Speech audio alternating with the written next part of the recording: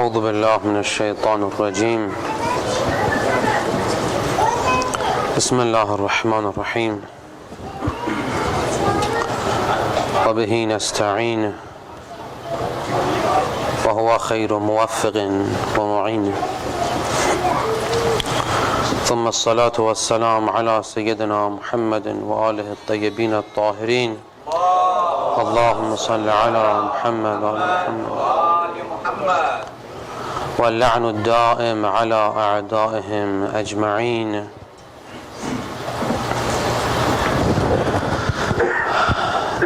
The topic I broached yesterday and which we'll be talking about inshallah for the next few nights is the nature and existence of the Ahlulbayt. As I explained last night, reading the history of the Ahlulbayt, there seems to be certain inconsistencies and discrepancies. I gave a few examples last night, I won't repeat them tonight. And I think in order to address and to understand these seeming discrepancies, we first need to study and examine the true nature of the Ahlulbayt. What type of beings were the Ahlulbayt? Were they human? Were they divine? Or were they something in between? I understand and realize the topic is a difficult topic. It's difficult for myself, and it's difficult for every theologian and scholar who has talked about it. And for those brothers and sisters who might have questions, they're most welcome to approach me, and inshallah I'll answer their questions as far as my very limited knowledge allows. It's a controversial topic, I understand, and there might be a lot of questions.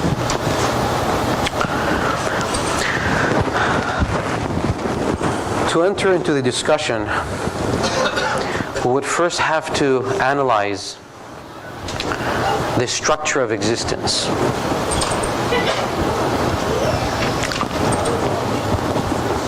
How the world actually is. How the world is ordered.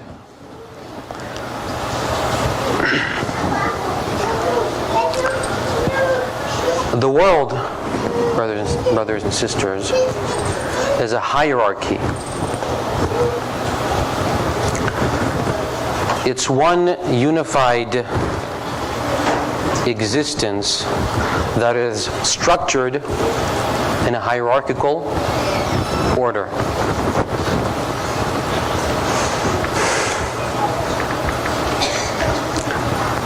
This hierarchical order, starts from the most extreme, the most intense, the strongest source, the strongest form of existence, which is the source of existence, and moves on downward, so to speak. Of course, these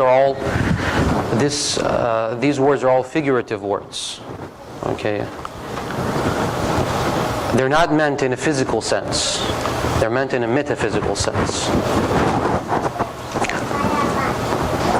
But we have to use such words for the lack of any better way of expressing these truths. The world is a hierarchy. It has different levels, although it's a unified entity. It's a unified world. At the same time, and despite of this unity, it's ordered in different levels.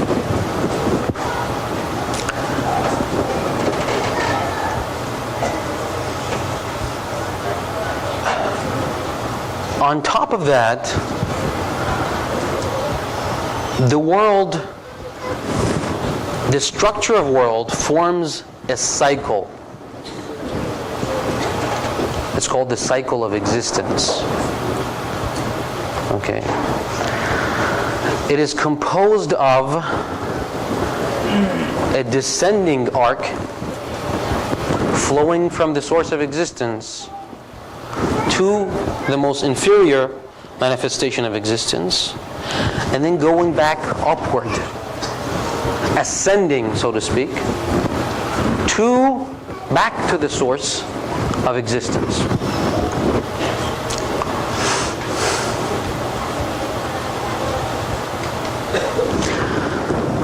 The descending part of it is called the arc of descent, also nuzul. And the ascending part is called the arc of ascent, or also su'ud.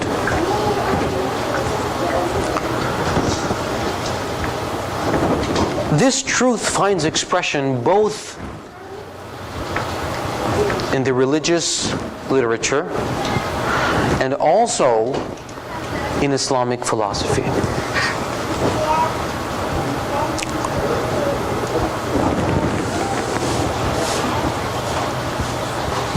There are two key verses in the Quran that point to this structure of the world.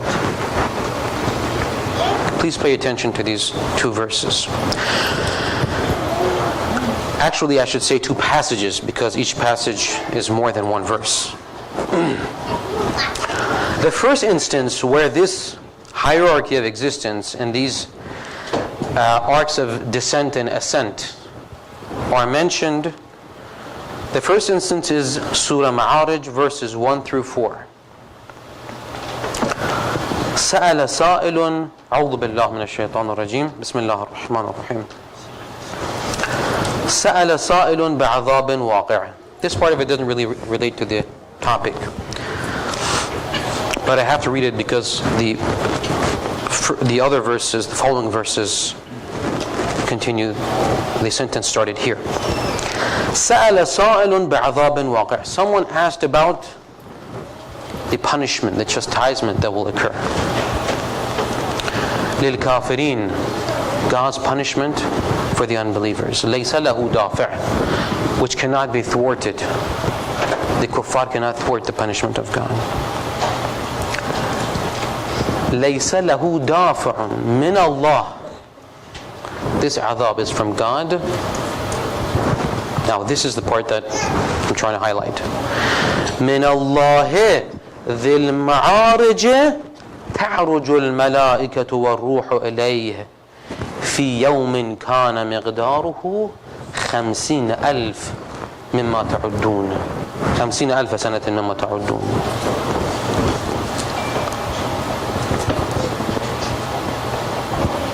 God in this verse is described as possessing the possessor of degrees, the possessor of grades of existence, ذِي الْمَعَارِجِ. تَعْرُجُ الْمَلَائِكَةُ وَالْرُوحُ إِلَيْهِ. The angels and the ruh. As to what ruh is, that's a topic unto itself. But anyway, malaika and ruh ascend to God in a day whose length is 50,000 years, according to human years.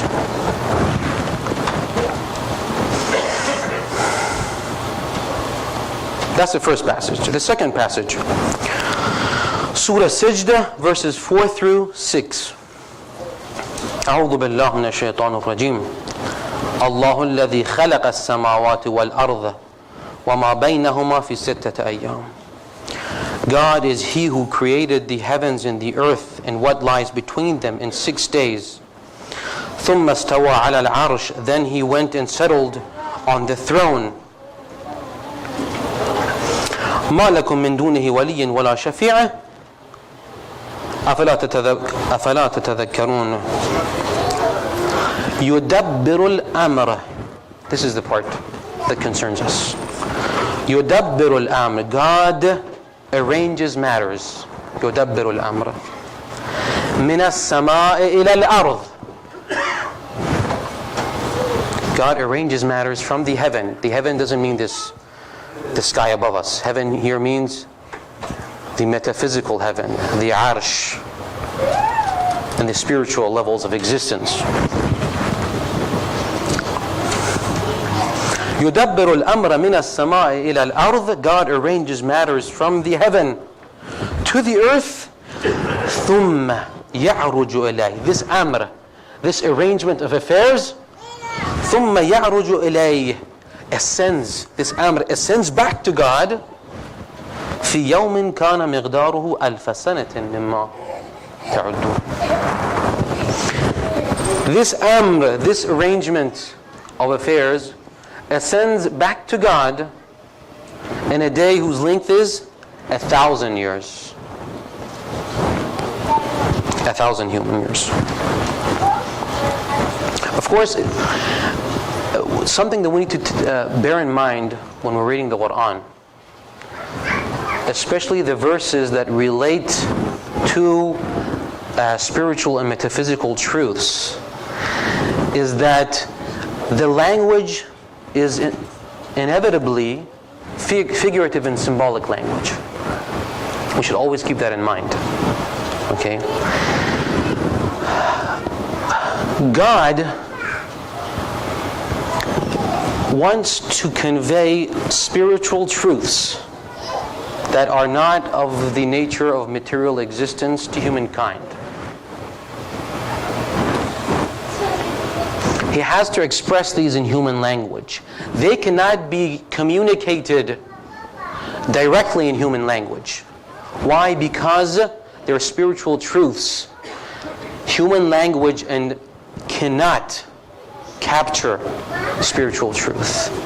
Spiritual truths can only be comprehended through ilm huzuri, through intuitive and immediate knowledge. Okay? Not through ilm husuli, not through conceptual knowledge, not through concepts.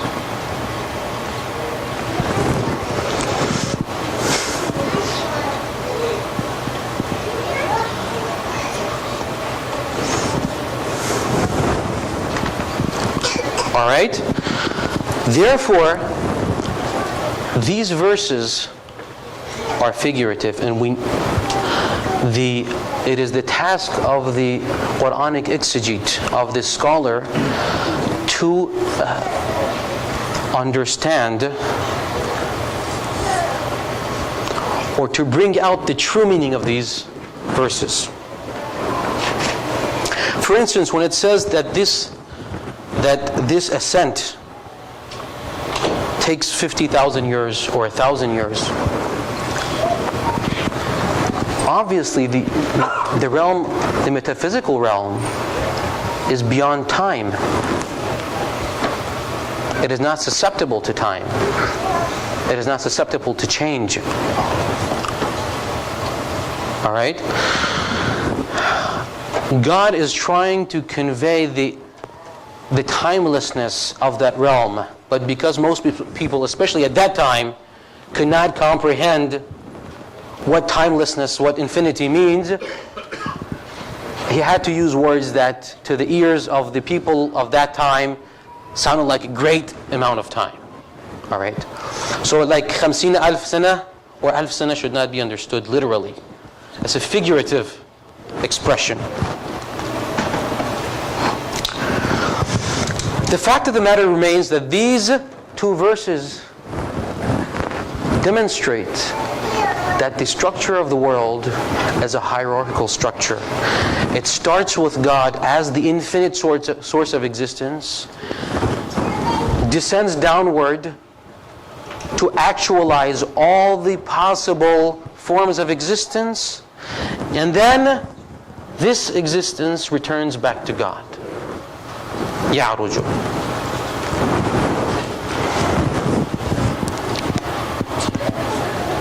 Now, this same truth is elucidated very consistently and very in a very intelligible philosophical way by Islamic philosophy, by Islamic philosophers.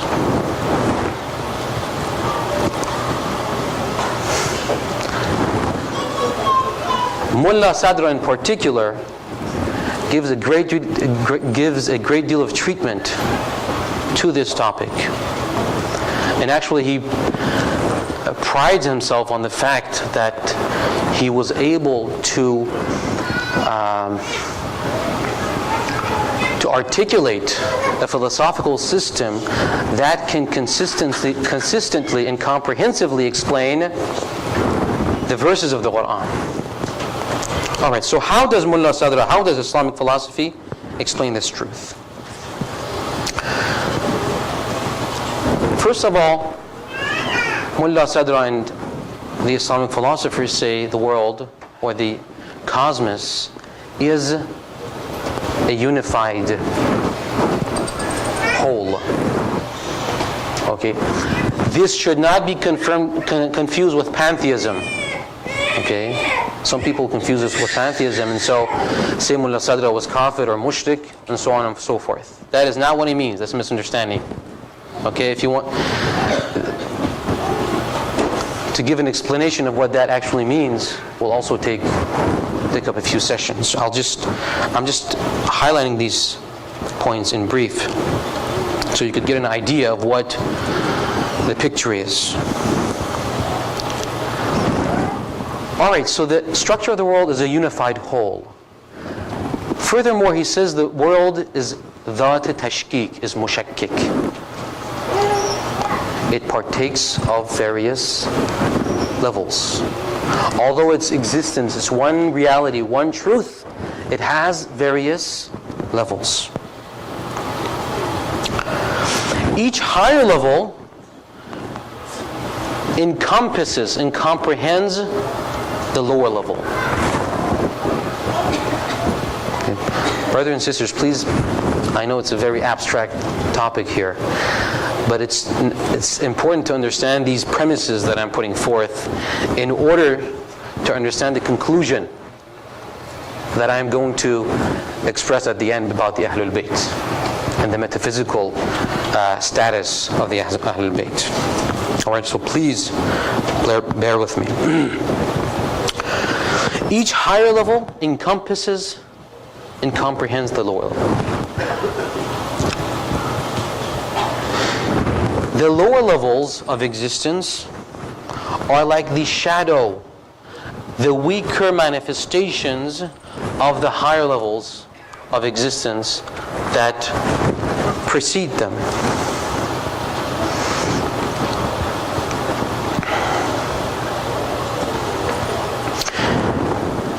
And finally, the higher levels are the causes of the lower levels. Alright, so what this tells us is that God, who is at the head of this hierarchy, who is the infinite source initiating this hierarchy and culminating this hierarchy at the same time, He comprehend not in an epistemological sense, comprehending in an existential sense. He encompasses everything. And interestingly, this is expressed by the Quran as well. أعوذ بالله من الشيطان الرجيم سنريهم آياتنا في الآفاق وفي أنفسهم حتى يتبين أنه الحق. We will show humankind, we will show people our signs in nature and the world, the macrocosmic signs, as philosophers and Gnostics say, and the signs of God in their souls. حتى يتبين أنه الحق. Until they realize that God is the truth. أَوَلَمْ يَكْفِ بِرَبِّكَ أَنَّهُ عَلَى كُلِّ شَيْءٍ شَهِيدٌ. That's one part that that bears on the topic at hand.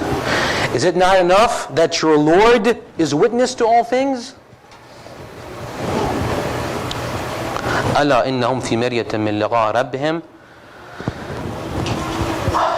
But humankind are doubtful of meeting their Lord.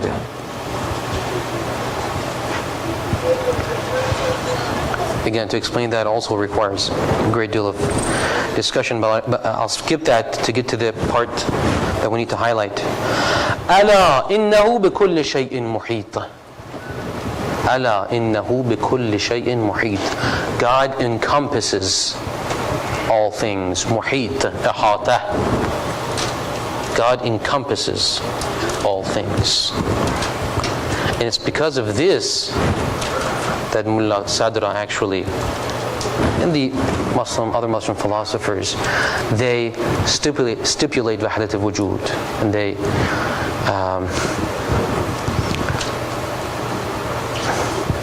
prove Wahdat al-Wujud.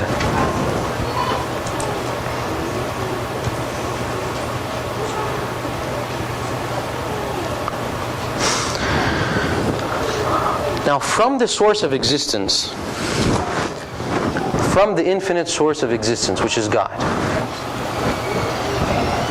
or in the parlance, in the language of Islamic philosophy, or in even Western philosophy, the wajibul wujud, the necessary existent. From the source of existence flows as-Sadir al-Awwal, the first being. The first being is the first emanation to come forth from God.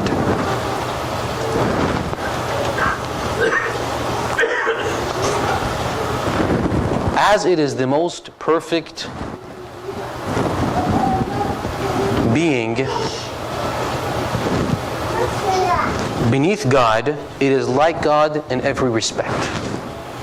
The first emanation, as it is called in Western philosophy, or as-Sadir al-Awwal, as it is called in Islamic philosophy, is like God in every respect, except that it's finite and God is infinite.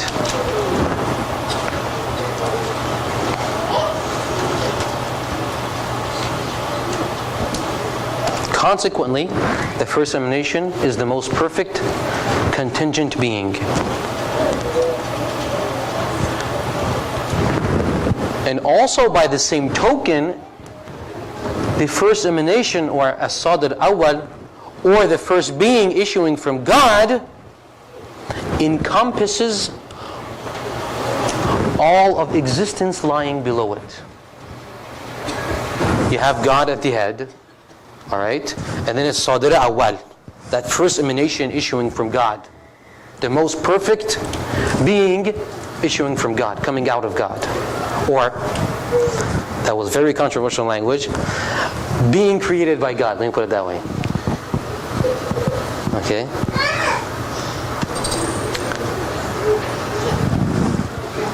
This first emanation encompasses all things, based on the premises that I explained a few minutes ago, and hopefully you were paying attention to. Just like God encompasses all things, including this first emanation, the first emanation encompasses all of created being. It lies below God and encompasses all of created being.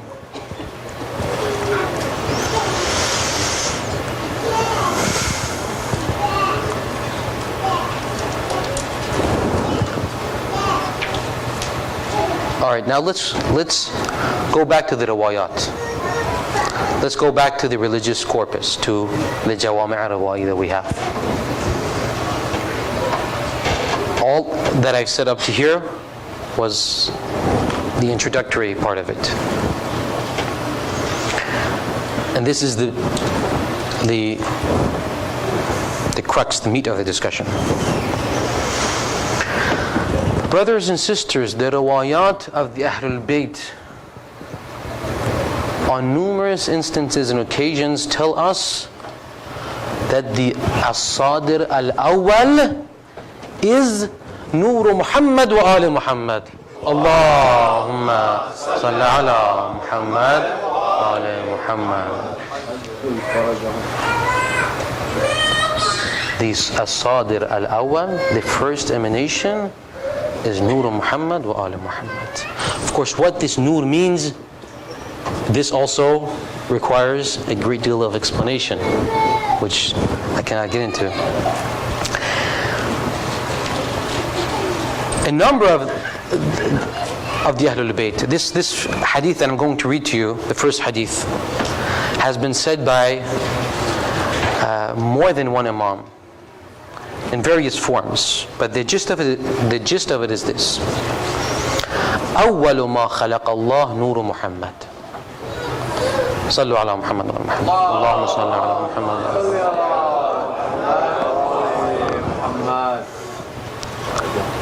Second hadith. قال الصادق عليه السلام. قال الصادق عليه السلام: انفوا عنا الربوبية انفوا عنا الربوبية وقولوا فينا ما شئتم. انفوا عنا الربوبية وقولوا فينا. In other words, divest us of godhood, we are not God. Info, divest us, deprive us, or negate godhood from us. But other than that, whatever virtue and perfection that you attribute to us is valid and legitimate and justified.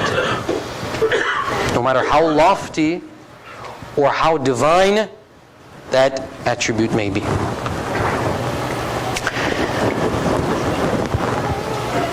An even more controversial riwayah.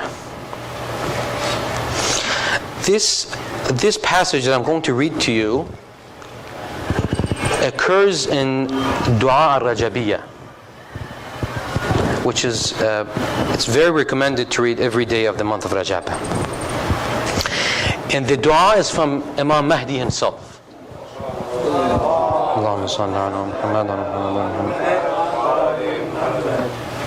This dua was uttered by Imam Mahdi to his companions, probably during Ghibat al-Sughra, because during Ghibat al-Sughra, Imam Mahdi had a lot of correspondence with the Shia and the scholars of the Shia, especially through his 4 Nawab. في الدعاء الرجبية الخارج من الناحية المقدسة اللهم. This is the dua.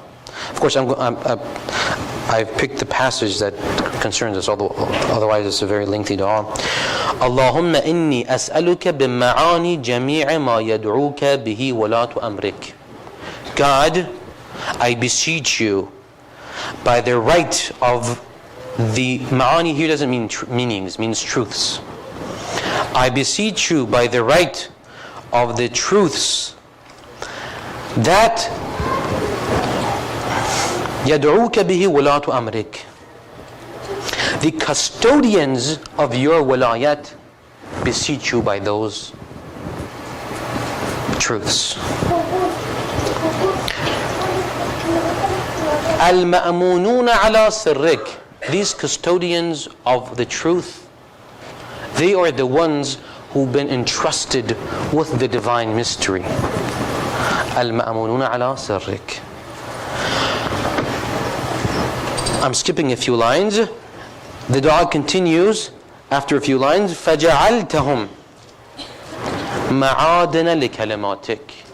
You, O God, made the custodians of your mystery, the reservoirs, the ma'adin of your words. Words here is meant in a metaphysical sense again. وَأَرْكَانًا لِتَوْحِيدِكَ. They are the pillars of divine unity.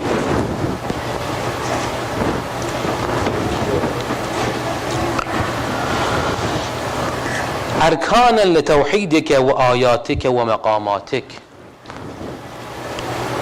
التي لا تعطيل لها. They are endless, they are infinite. في كل مكان يعرفك بها من عرفك. Everyone who wants to know you must know you through these wulatu amrik, these custodians of divine mystery. This is the punchline, brothers and sisters. لا فرق بينك وبينهم إلا أنهم عبادك وخلقك. O God, there is no difference between you and them except that they are your slaves and creatures. The first time I encountered this rawaya was in a class I had with Ayatollah Misbah Yazdi, and when he read this part of this Daira Jabiyyah, he smiled and said, of course the difference between infinite and finite is infinite difference. Okay? For those who studied math, is there a ratio between finite, whatever the greatness of the number? Is there a ratio between finitude and infinity? There's no ratio. Okay. So, we're not doing shirk here. Okay. Or when we read these passages, okay, we're acknowledging that God is the infinite source. What we are saying is that they, the Ahlulbayt, or the nur of the Ahlulbayt, actually, to be more precise, is the most perfect being emanating from the Godhead, from God. لا فرق بينك وبينهم إلا أنهم عبادك وخلقك.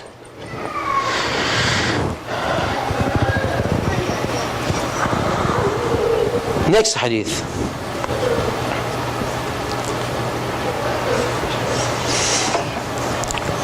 عن علي بن موسى الرضا. Again, this is one of those beautiful ahadith. عن علي بن موسى الرضا. And the chain of transmission is a wonderful chain of transmission. عن علي بن موسى الرضا عن أبيه موسى بن جعفر عن أبيه جعفر بن محمد عن أبيه محمد بن علي عن أبيه علي بن الحسين عن أبيه علي بن أبي طالب قال رسول الله اللهم صل على محمد وعلى محمد صلوا على محمد وعلى محمد. The chain of transmission starts with Imam Rida and goes back to the Prophet. قال رسول الله ما خلق الله. The Prophet is addressing Imam Ali in this report, in this riwayah. قال رسول الله ما خلق الله خلقا أفضل مني. God has not created a being more perfect than me. ولا أكرم مني. قال علي عليه السلام, Imam Ali asked, فقلت يا رسول الله فأنت أفضل أم جبرائيل? Are you more perfect or Jibreel?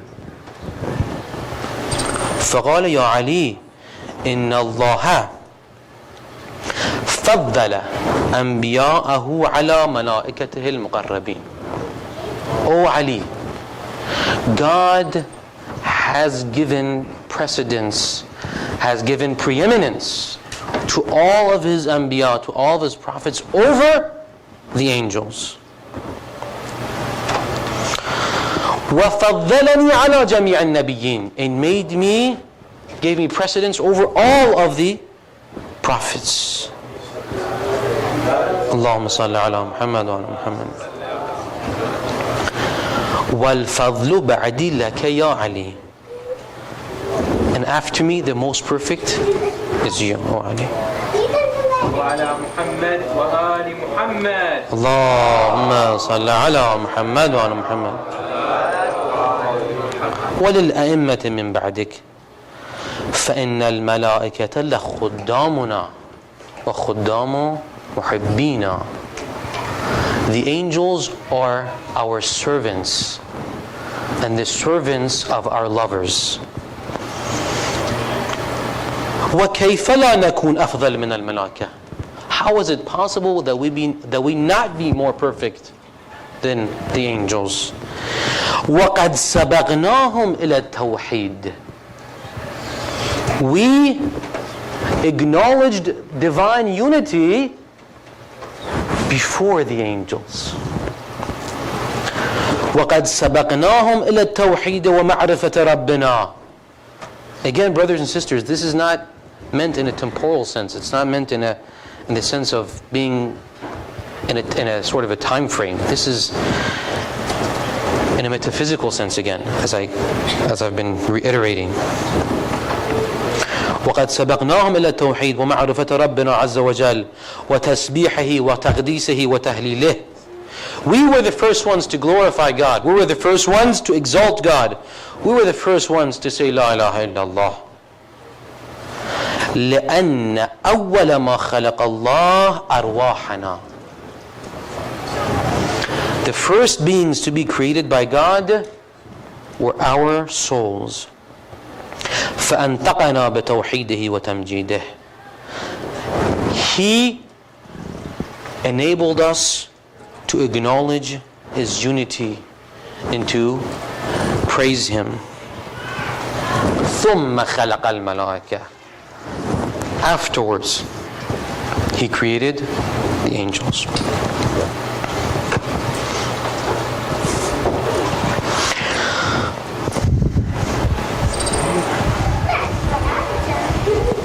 What these riwayat tell us is that the Ahlulbayt are the first emanation.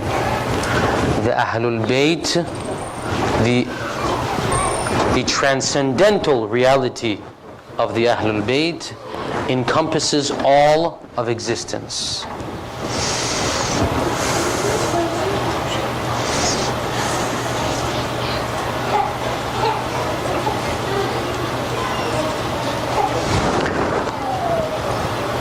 The zenith or the highest point of their transcendental reality starts the arc of ascent. Their corporeal existence ends the arc. Did I say the arc of descent or the arc of ascent? Okay, let me start over again. Their transcendental, the zenith of their transcendental existence starts the arc of descent. Their corporeal existence ends the arc of descent and initiates the arc of ascent. And therefore it is their transcendental reality that is the link connecting the arc of descent and the arc of ascent, and therefore underpinning the entire cosmos. Of course, by the will of God.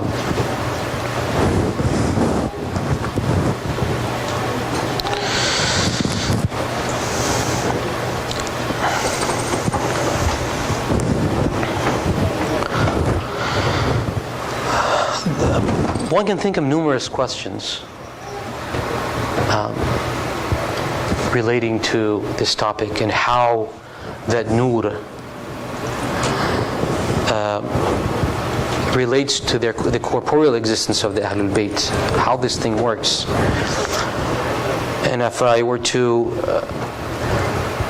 start explaining that, I would have to spend another few hours here, and even that wouldn't be enough. I've written a riwayat to read to you to give further explanation. I'll leave that for some other time, inshallah, maybe tomorrow. I understand it's a difficult topic, a very controversial topic, and so I'll let you digest what I've told you, and inshallah we'll take it up tomorrow, inshallah ta'ala. So, to wrap up,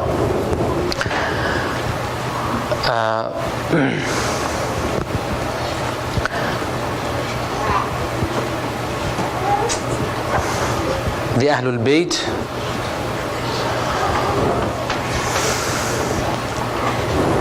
constitute the first emanation issuing from God, and they are the indispensable link underpinning the very fabric of the existence.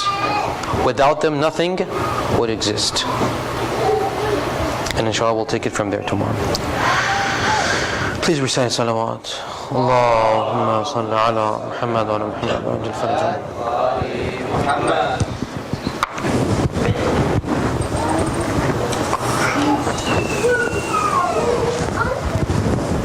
Please recite another salawat. Allahumma salli ala Muhammad wa ala Muhammad wa ajil farajah. Can the brothers dim the light, please?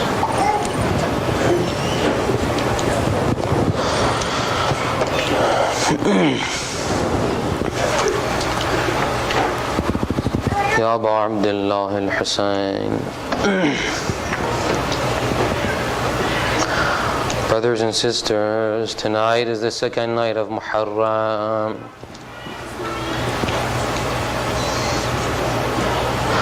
We are gathered here for the love of Imam Hussein, for the grief of Imam Hussein, for the sorrow of Imam Hussein. Brothers and sisters, let's send our salam, let's say our salam to Imam Hussein. Assalamu alayka ya Aba Abdullah وعلى الأرواح التي حلت فنائك عليك مني سلام الله أبدا ما بغيت وبغي الليل والنهار ولا جعله الله آخر العهد مني لزيارتكم.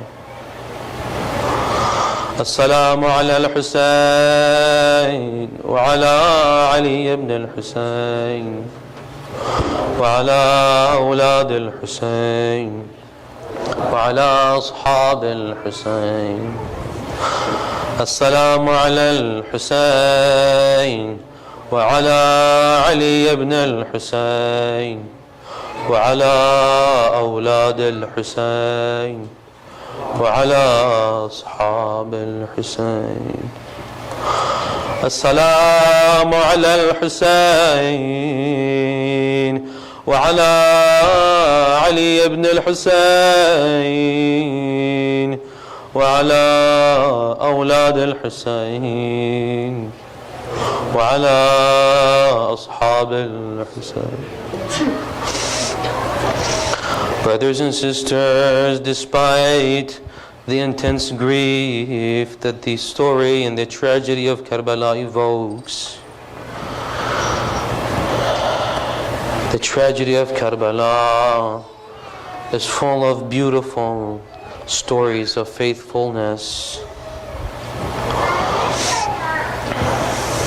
Unfortunately, a lot of these stories are neglected and we don't hear about them. One of the stories, one of the soldiers of Imam Hussein is someone by the name of Wahab ibn Janah. He was a younger man. He was in Karbala with his mother and his wife.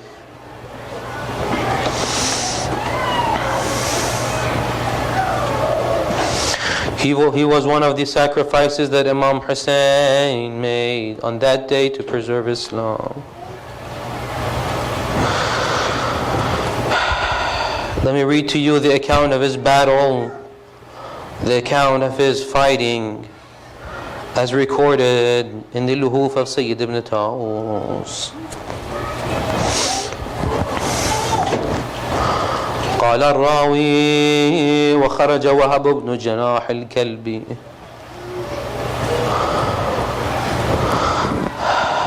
After many of the companions of Imam Hussein had gone to battle and had become martyred, Wahab ibn Janah got permission from Imam Hussein and went to the battlefield.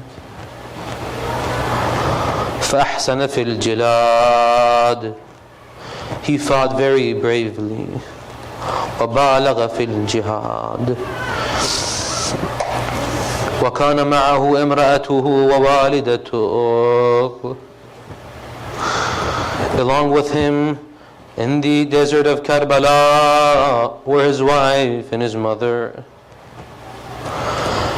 After he had fought for some time, he went back to his mother and his wife. فرجع إليهما وقال يا أمّا أرضيت أم لا? Oh my mother, are you satisfied with me now? Are you pleased with me? فقالت الأم. Brothers and sisters, please pay attention to this. فقالت الأم ما رضيت حتى تقتل بين يدي الحسين. I will not be pleased with you until you're slaughtered before Imam Hussein. But his wife loved him. It was very difficult for his wife to see him go to his death. So his wife begged him to stay behind. وقالت امرأته بالله عليك لا تفجعني بنفسك.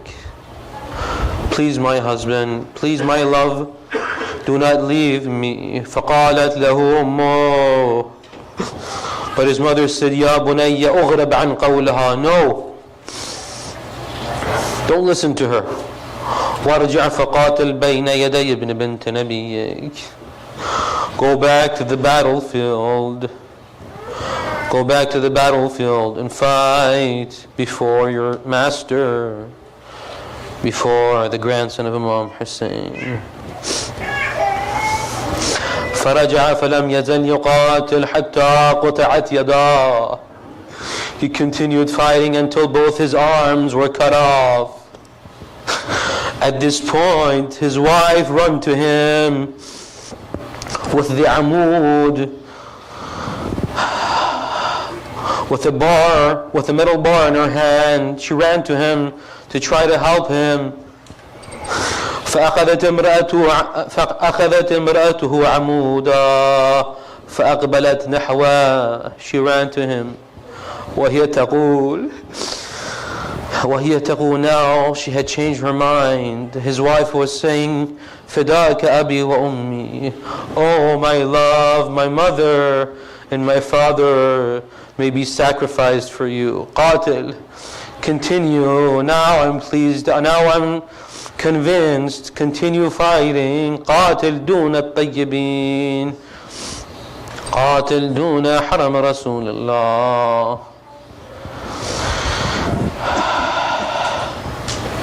Wahab brought his wife back to Imam Hussein, back to the haram, back to where the ladies were. And at this point, Imam Hussein addressed Wahab and his wife and said, جزيتم من أهل بيتي خيرا. May God bless you, O Wahab, and O mother and sister of Wahab.